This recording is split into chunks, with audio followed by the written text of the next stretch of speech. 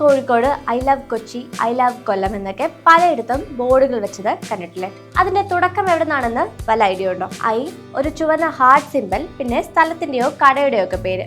ഇതാവാം ഒരുപക്ഷെ ലോകത്ത് ഏറ്റവും അധികം കോപ്പി അടിക്കപ്പെട്ട ലോഗോ. 1970-കളിൽ അമേരിക്കയിലെ ന്യൂയോർക്ക് നഗരം വലിയൊരു സാമ്പത്തിക പ്രതിസന്ധിയെ നേരിട്ടു. ക്രൈം റേറ്റുകൾ കൂടുകയും അടിസ്ഥാന വികസനം നിലയ്ക്കുകയും ചെയ്തു.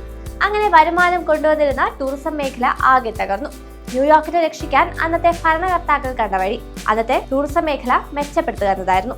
അതിന് എന്ത് വേണമെന്ന ആലോചനയിലാണ് നഗരത്തിന്റെ മൊത്തത്തിലുള്ള പ്രതിച്ഛായ മാറ്റണമെന്ന തീരുമാനത്തിലേക്ക് എത്തിയത്.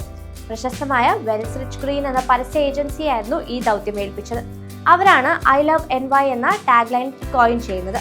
ഡിസൈൻ ചെയ്യാൻ ഏജൻസി ഗ്രാഫിക് ഡിസൈനറായ മിൽട്ടൺ ഗ്ലാസിയറിനെയും കൊണ്ടുവന്നു. അദ്ദേഹമാണ് ഇന്ന് കാണുന്ന രൂപത്തിലുള്ള ലോഗോ ഡിസൈൻ ചെയ്തത്. ചുവന്ന ക്രയോൺ കൊണ്ട് പേപ്പറിൽ വരച്ച ആ ലോഗോ ആണ് മിൽട്ടൺ ഏജൻസിക്ക് കൈമാറുന്നതും.